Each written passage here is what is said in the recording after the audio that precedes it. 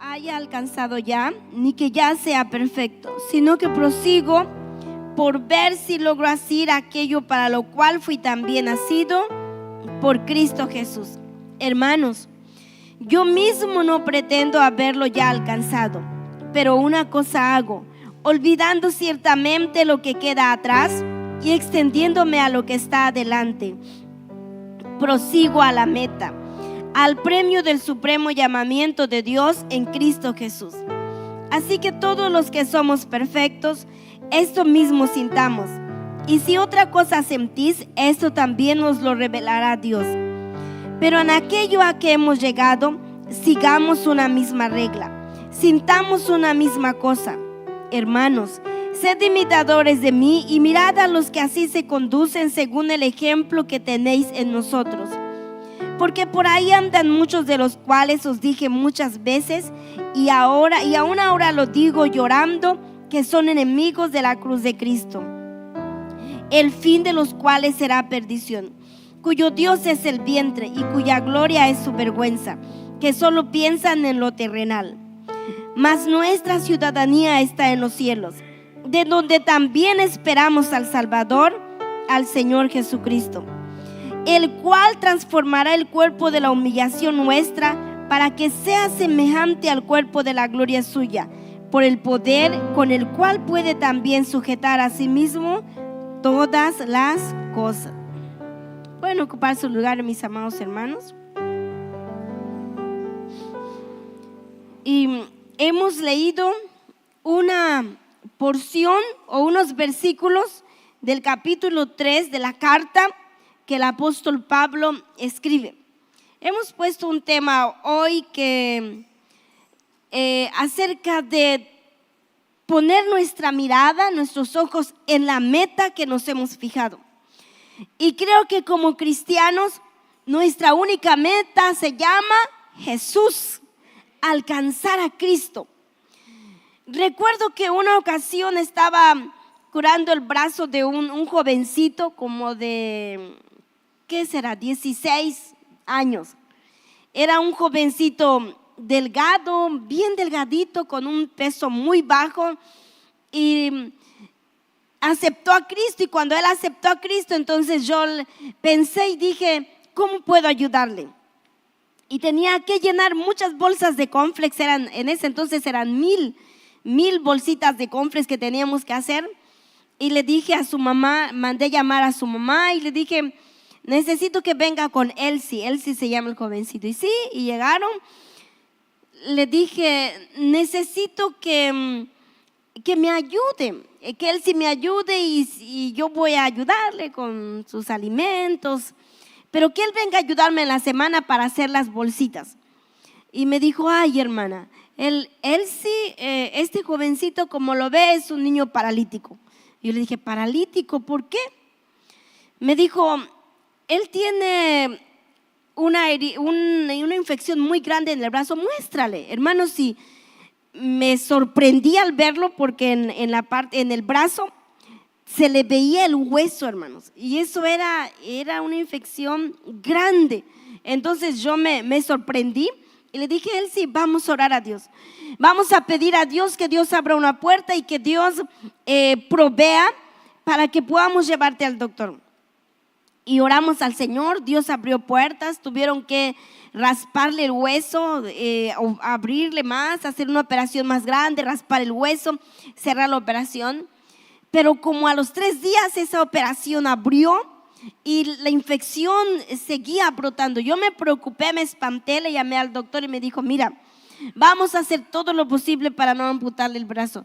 Tienen que seguirle, tienen que abrir ahora, romper la costura, seguir curando la herida y vamos a ver cómo va a avanzar. Y hermanos, les soy sincera, aquí nunca había curado una herida, pero oré a Dios y pedí consejos con una doctora. Ella me dijo cómo. La cosa es que tenía que hacérselo, hermano, curarle la herida cada mañana, cada tarde, tener que exprimirle, el brazo se le había inflamado para que supurara todo. Bueno, entonces Dios hizo un milagro, hermanos. Dios hizo un milagro.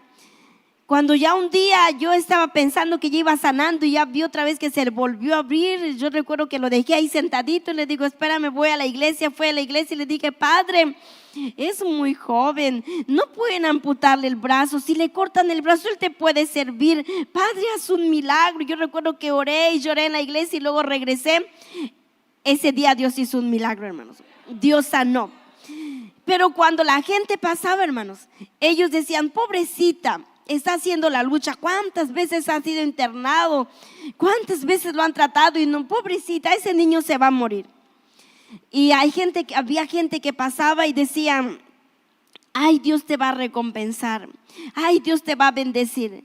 Y yo lo que siempre respondía y he respondido es, mi mayor bendición y mi mayor recompensa es que un día pueda llegar a la meta final, que es Cristo Jesús.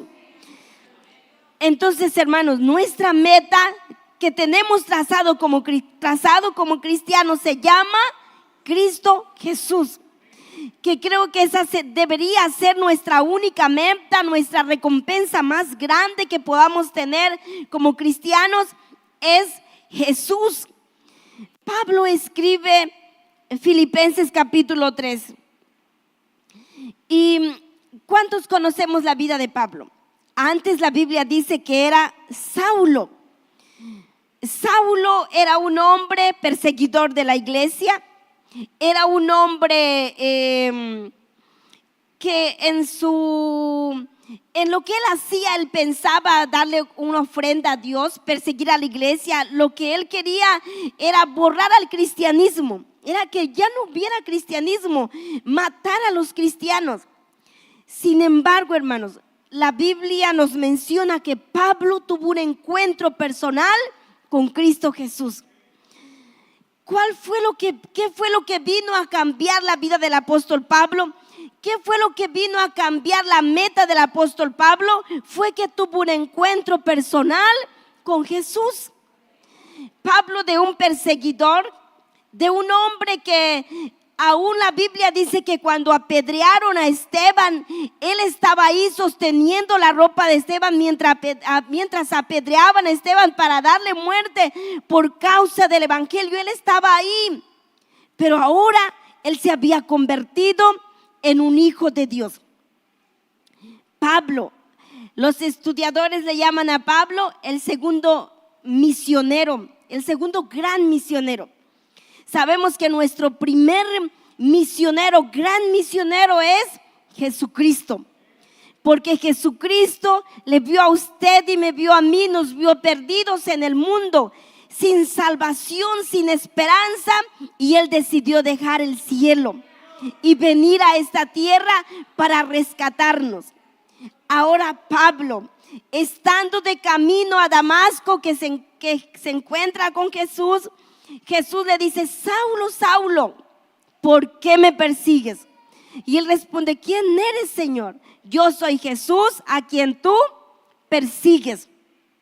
Entonces podemos ver, hermanos, que Pablo, al tener ese encuentro con Jesús, la vida del apóstol Pablo viene a cambiar, viene a dar un giro. Porque su encuentro con Jesús fue algo tan impactante. Jesús impactó su vida, impactó su corazón, impactó todo su ser, que la vida del apóstol Pablo viene a cambiar radicalmente. ¿Cuán grande o qué impacto ha tenido el encuentro que usted ha tenido con Jesús?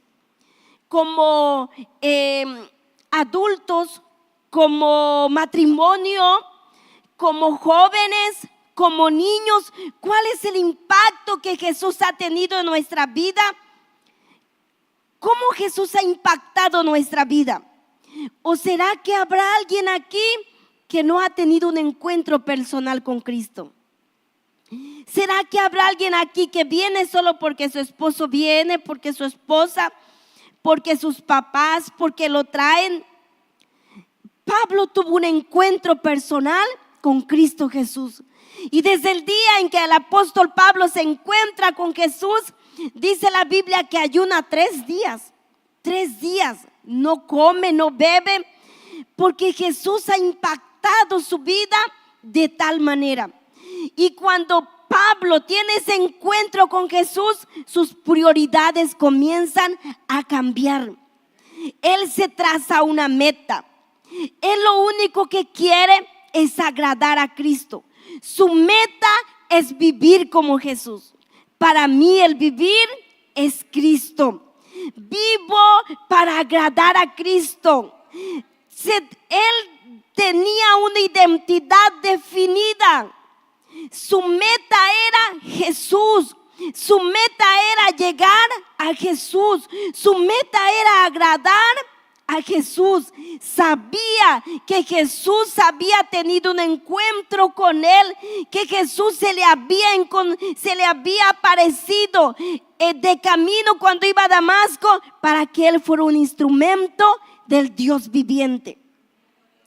Y nadie lo movió. Pablo dijo: no hay nada que me pueda separar del amor de Dios en Cristo Jesús, porque su mirada estaba en su meta, que era Jesús, hermanos. Hermanos, no sé, quisiéramos imaginar que un día se acercan al apóstol Pablo a preguntarle: apóstol Pablo, díganos, ¿cuál es su comunión que usted tiene con Dios? Su devocional con Dios. Hermanos, porque la responsabilidad o la meta definida que cada uno debe tener debe ser Cristo. Nuestra meta se llama Jesús. Y no es solo la meta del pastor, y no es solo la meta del líder, es la meta de todo hijo de Dios que ha sido redimido con la sangre preciosa de Cristo Jesús. Entonces, como él tenía esa meta, como Jesús había impactado su vida, su corazón, él tenía una comunión íntima con Dios. Él sabía a dónde quería llegar. Y un día imaginemos que le preguntan: apóstol Pablo, díganos, ¿cuál es su comunión que tiene usted con Dios? Y el apóstol Pablo comienza a contarles: bueno, me levanto a orar muy de mañana, leo todos los días mis libros, estudio los libros, porque en ese tiempo eran libros de la Biblia, pero todavía no estaba la Biblia. Eran libros que estudiaban la palabra de Dios, y llevo el evangelio, establecí una iglesia y otra. Pero el apóstol Pablo dice: pero no que lo haya alcanzado ya, ni que sea perfecto. Primera cosa que podemos ver en el apóstol Pablo es que él reconocía su necesidad y su dependencia de Dios. Él reconocía que no lo había alcanzado, hermanos. Él no estaba contento, él no estaba tranquilo de la forma que él estaba sirviendo a Dios. Él quería más todavía. Y nosotros, mis amados hermanos, ¿cuántos de nosotros nos sentimos que ya lo alcanzamos? Por unos minutos de oración en la mañana, en la noche, porque venimos los domingos y ya nos sentimos ya tranquilos.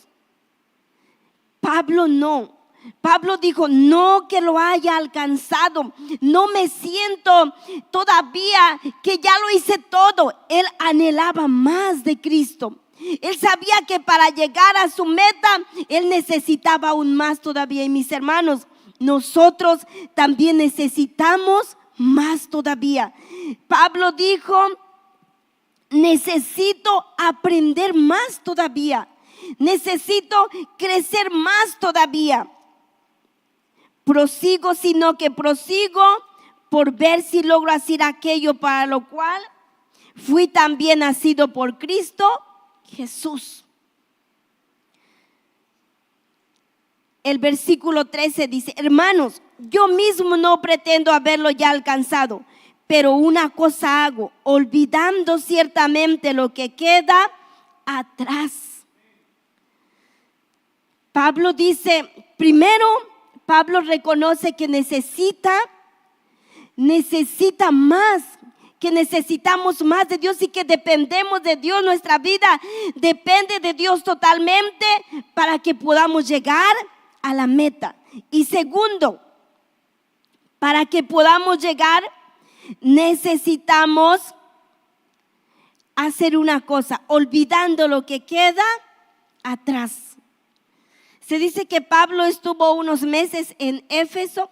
En Éfeso se hacían los Juegos Olímpicos y los atletas, ¿cuántos de nosotros hemos visto atletas correr, concursar?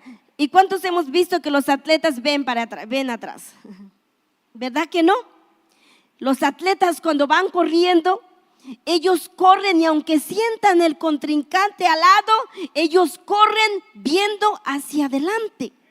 Y nosotros como cristianos, hermanos, para poder llegar a la meta que es Cristo Jesús, no debemos voltear hacia atrás. Tenemos que ver siempre hacia adelante, extendiéndonos hacia lo que está por delante. La Biblia dice que Lot, cuando Dios decidió destruir a Sodoma y a Gomorra, los ángeles le dijeron: corre, escapa por tu vida, pero una cosa, no voltees hacia atrás, porque si volteas hacia atrás, ahí te quedaste, una estatua de sal. Y la esposa de Lot, que estaba atada a las cosas de esas ciudades, a la vida, ella estaba viendo, caminando, pero viendo hacia atrás. ¿Y qué pasó? Se convirtió en estatua de sal. Para que podamos llegar a la meta necesitamos poner nuestros ojos hacia adelante. Nuestra meta es Jesús. Puesto los ojos ¿en quién, hermanos? En Jesús. Puesto los ojos en Jesús. Tenemos varios ejemplos de la Biblia. Tenemos un ejemplo, por ejemplo, José. José, la Biblia dice que la vida de José no fue fácil, hermanos. Y yo siempre he dicho, había una doctora que la vida de ellos no fue fácil. Y su hermanita se comenzó a deslizarse. Y ella se enfocó en estudiar, se enfocó en terminar una carrera, encontró a Cristo y siguió hacia adelante. Y hoy está sirviendo a Dios junto con su esposo. Y siempre he dicho, cuando nosotros, hermanos, en situaciones difíciles, situaciones y turbulencias y vientos y dificultades, problemas que quieren hacernos desviarnos de la meta, nuestra meta es Jesús. Nosotros tenemos que aferrarnos a Cristo Jesús como lo hizo David, como a Dios, a los pies de Cristo, a los pies de Dios, como lo hizo David, como lo hizo José. ¿Por qué? José es un ejemplo. ¿Por qué? Porque la vida de José no fue fácil, hermanos. ¿Cuántos hemos oído la vida de José? Y a veces hasta nos ha hecho llorar, ¿verdad? La historia de José. ¿Por qué? Porque José era un jovencito de 17 años. Su padre lo amaba mucho, su mamá había muerto, su papá lo amaba mucho. Y ahora sus hermanos, ¿qué habían hecho? Lo habían metido primero en un pozo. Él desesperado, gritando: sáquenme de aquí, por favor. Y sus hermanos se reían y decían: ahora sí que se cumplan tus sueños ahí. Pero hay algo bien interesante, hermanos, que José estuvo en el pozo, pero Dios estaba con él.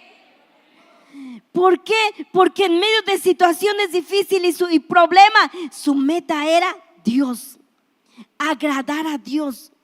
Y él nunca se aferró a los problemas que él estaba viviendo, sino siempre su meta era Dios. Por eso es que llegó a ser como el segundo del gobernador. ¿Por qué? Porque su meta era Dios, porque nada lo movió. David en la situación que vivió fue perseguido por Saúl. David, con todas las dificultades que atravesó, él siempre se aferraba ¿en quién? En Dios. Yo me imagino a David en el campo, hermanos, con sus ovejitas, en medio, tal vez recordando, tal vez sus hermanos, los historiadores dicen que era el menos amado de su padre, porque a él lo enviaban al campo, sus hermanos estaban en casa, pero allá en el campo, ¿qué es lo que hacía? Aferrarse, tenía su meta definida, que era agradar a Dios. Por eso él escribió muchos salmos.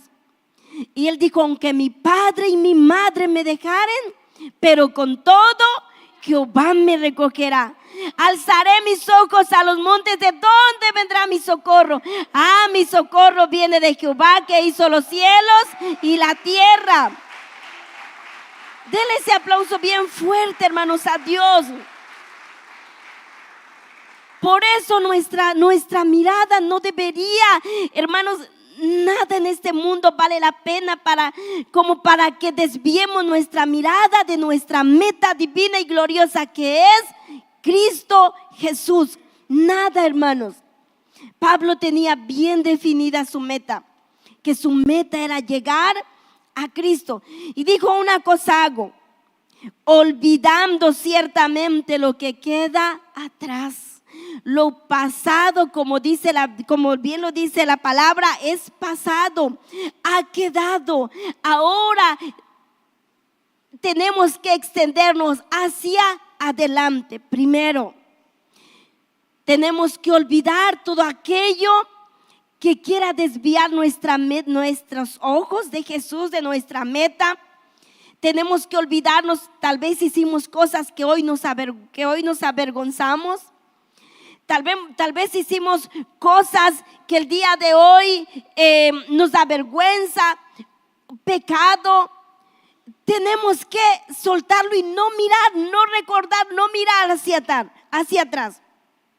Pero otra cosa también, que los cristianos, para llegar a la meta, no vamos a vivir de lo pasado. Recuerdo que cuando yo acepté a Cristo, yo como oraba, yo como ayunaba, yo me aposentaba, yo leía la Biblia, yo me levantaba bien temprano. No, hermanos, no podemos vivir de recuerdos, porque lo que quedó atrás, quedó atrás. Ahora es hacia adelante, extendiéndonos hacia adelante, no de cómo, no, hermanos.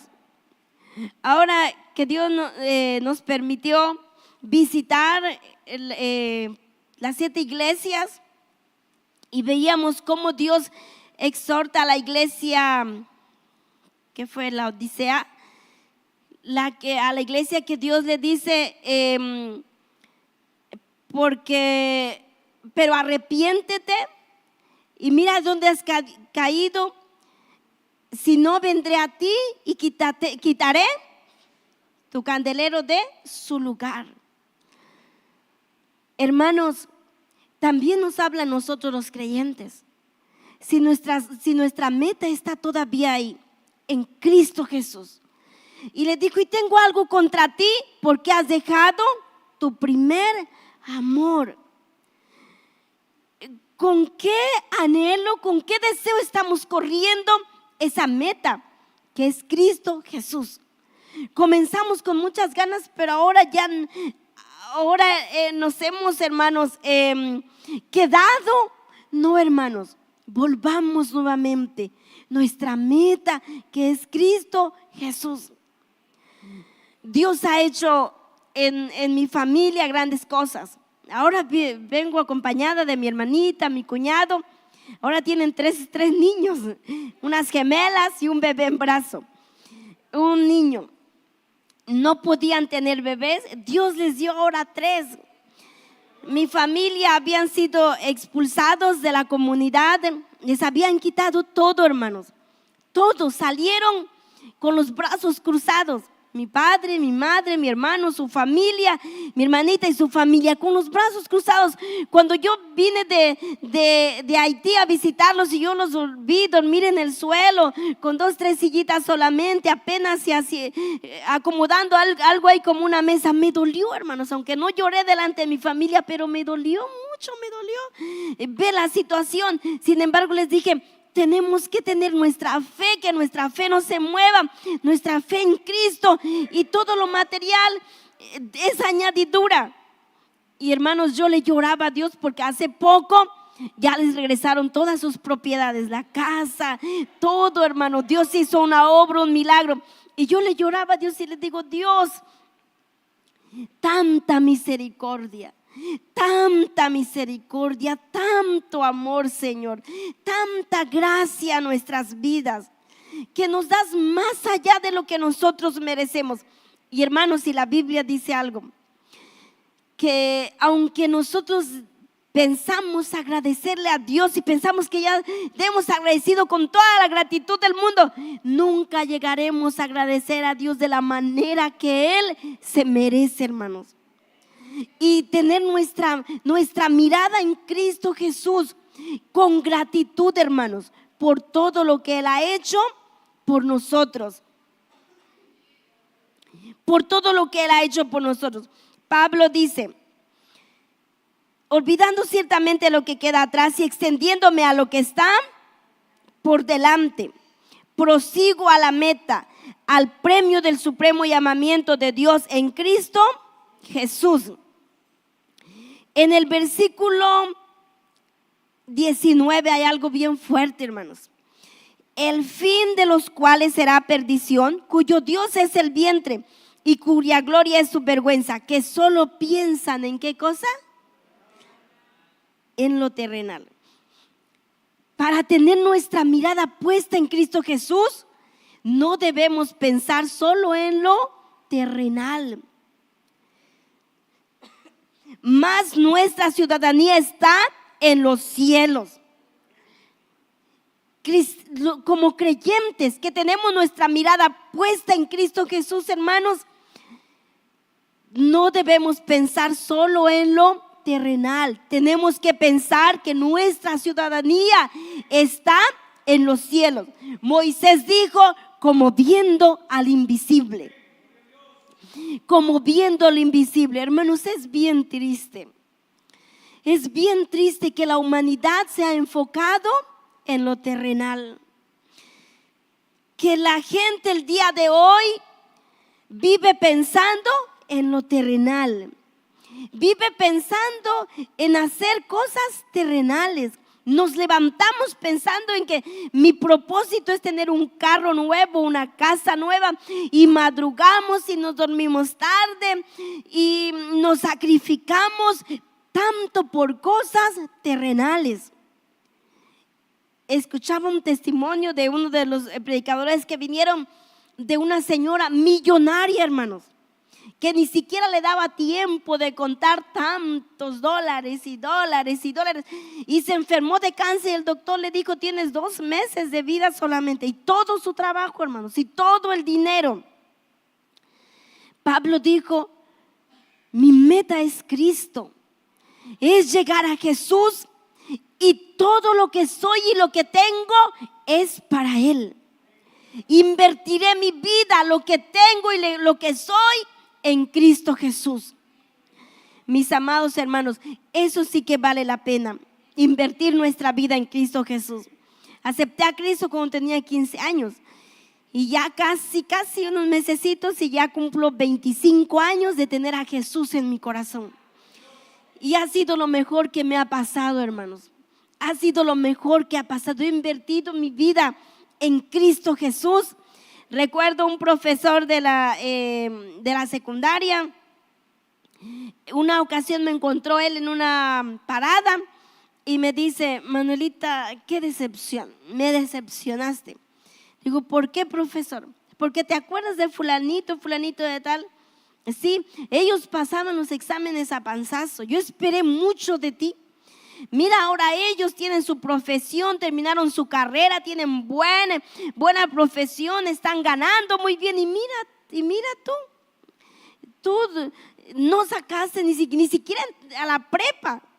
Y yo le dije: profesor, tal vez usted no me entiende, pero yo tengo al mejor jefe. Le sirvo a Jesucristo, el Rey de Reyes, el Señor de Señores, el dueño de todas las cosas. Mis amados hermanos, tenemos que aprender, hermanos, lo que la Biblia dice, que invirtamos en esa tierra. Todo se corrompe, hermanos, se termina, pero lo que invertimos en Jesús, en el cielo, eso, hermanos, un día cuando nos encontremos con Él, eso sí valerá la pena, mis amados hermanos. En nuestra meta, que es Cristo Jesús, ¿cuánto invertimos para esta meta, hermanos? Cuando le digo cuánto invertimos, no le estoy diciendo solamente de su economía, de nuestro tiempo. ¿Cuánto invertimos para nuestra meta, que es Jesús? Porque eso sí vale la pena, hermanos. ¿Cuánto tiempo invertimos para leer la Biblia todos los días? ¿Cuánto tiempo invertimos para la oración, para orar todos los días? ¿Cuánto tiempo invertimos para visitar a los que no vienen, para visitar a los enfermos? ¿Cuánto tiempo invertimos para llevar el evangelio, hermanos? ¿Cuánto tiempo invertimos para buscar a Dios, para orar por nuestros hermanos, por los enfermos, para buscar al perdido? ¿Cuánto tiempo invertimos, mis hermanos? ¿Y cuánto tiempo invertimos para nosotros mismos? Para nuestros propios anhelos, deseos. Pablo dijo: mas nuestra ciudadanía, hermanos, no está aquí en la tierra, está en los cielos. Porque cuando lleguemos al cielo, hermanos, Dios no nos va a preguntar: a ver, hijito, hijita, ¿cuántas casas tuviste en la tierra? ¿Cuántos pisos tenía tu casa? ¿Tu carro de qué modelo fue? No, el Señor nos preguntará: ¿cuánto tiempo invertiste? En nuestra meta, que es Cristo Jesús, hermanos, tenemos que invertir, se invierte tiempo. Para todo se invierte en esta tierra, ¿verdad? En una escuela hay que invertir mucho tiempo, economía, pagar la escuela, el uniforme, levantarse bien temprano, hacer la tarea, muchas cosas. Yo no digo que no está mal, sí tenemos que estudiar, tenemos que trabajar, pero nuestra mayor inversión, que vale la pena, es en Cristo Jesús, hermanos. Y también en nuestro tiempo, en nuestra economía y todo nuestro ser, hermanos, todo lo que somos de nosotros, eso sí que vale la pena invertirlo en Cristo Jesús. Yo quiero agradecerles, hermanos, porque ustedes han invertido en Haití. Dios ha hecho grandes cosas, hermanos, cosas especiales. Y yo le agradezco a Dios por darme la oportunidad de ver, hermanos, lo que Dios está haciendo, en lo que ustedes están invirtiendo. Nuestra meta es Cristo Jesús. Y en nuestra meta, en nuestro seguir esta meta, en nuestro caminar en esta meta, tenemos la oportunidad de ayudar a otros, hermanos, de extender la mano, porque Jesús dijo: el primer grande mandamiento es: amarás al Señor tu Dios, y el segundo, y a tu prójimo como a ti mismo. Y tenemos esa oportunidad de ayudar a nuestro prójimo en nuestro caminar hacia la meta. Está amar a Dios más que a todas las cosas en este mundo, más que todo, hermanos, amar a Dios, y segundo, a nuestro prójimo. Y yo quiero agradecerles, hermanos. Hace un año recibimos a un niño. Llegó una enfermera y me dice: tenemos a niños que están pasando una etapa de desnutrición severa y ya se nos han muerto 2. Cuando ella dijo: ya se nos han muerto 2 por desnutrición severa, eso me dolió el corazón. Y me dice: yo sé que ustedes aquí tienen leche para los niños, pudieran apoyarnos. Y dije: mire, enfermera, nosotros no tenemos dinero. Tenemos la responsabilidad con tantos niños. Sin embargo, nosotros trabajamos para el que es el dueño del oro y la plata. Y Él es el que puede proveer para que le ayudemos a los niños. Pero yo quiero ver a los niños. Y nos llevaron el primer niño, hermanos. Cuando llegó esta persona con el niño en brazos, hermanos, me impactó. Me impactó porque solo se le veía la cabeza, las orejas, y se le podía contar las costillas, la columna vertebral, los huesitos se le podía contar, y era tan flaquito el niño, tan flaquito. Era casi esqueleto, hermanos. El doctor así lo clasificó como un esqueletito. Y yo le pregunté, le dije, ¿cuántos y qué edad tiene su bebé? Me dice, tiene 2 años. ¿Qué? 2 años. Y la mamá lo abandonó. Hermanos, y sin pensarlo más, llamé a la otra misionera que está apoyando. Le dije, ¿cómo lo ve usted? Apoyamos a este niño.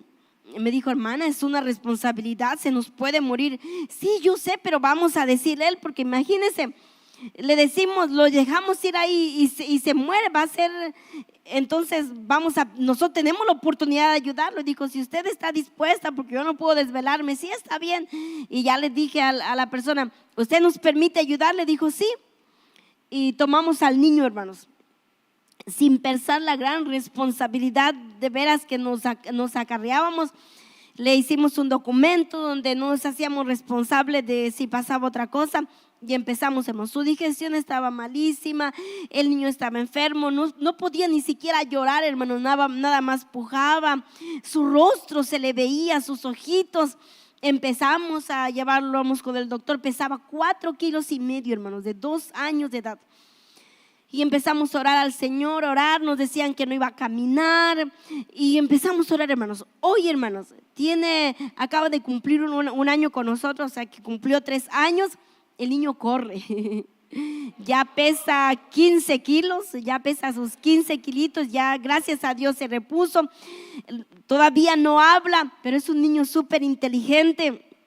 Hermanos, gracias a sus apoyos. Él se llama Moisésito, para que oren por él cuando oren. Ahí está invertido sus apoyos, hermanos. En alimento, en vitaminas, en suplementos alimenticios para el niño. Ahora hay 52 comedores y son aproximadamente 5,000 niños que están recibiendo cada sábado.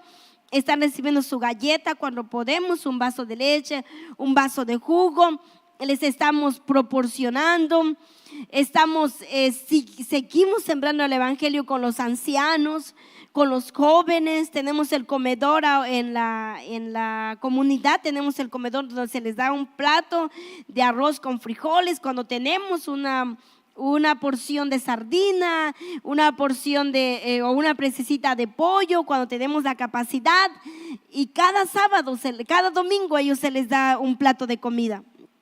Hermanos, gracias por apoyar a la obra del Señor, por sembrar para que el evangelio de Dios se siga propagando en todas las naciones, hermanos.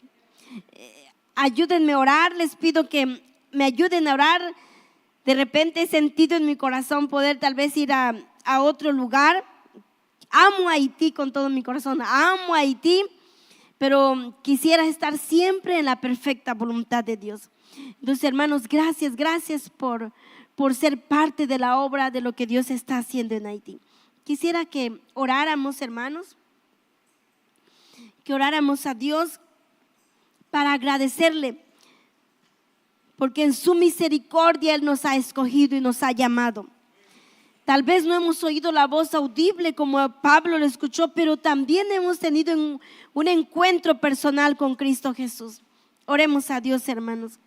Padre querido que está en los cielos, en el nombre de su Hijo amado Jesucristo de Nazaret, le damos gracias, Padre. Gracias, Señor. Gracias por ese bendito día, ese glorioso día, Señor, en que pudimos tener ese encuentro glorioso, Señor. Gracias, Padre, porque pudimos tener ese encuentro divino con usted, precioso Jesús. Oh, Señor, nuestra meta es usted, Señor.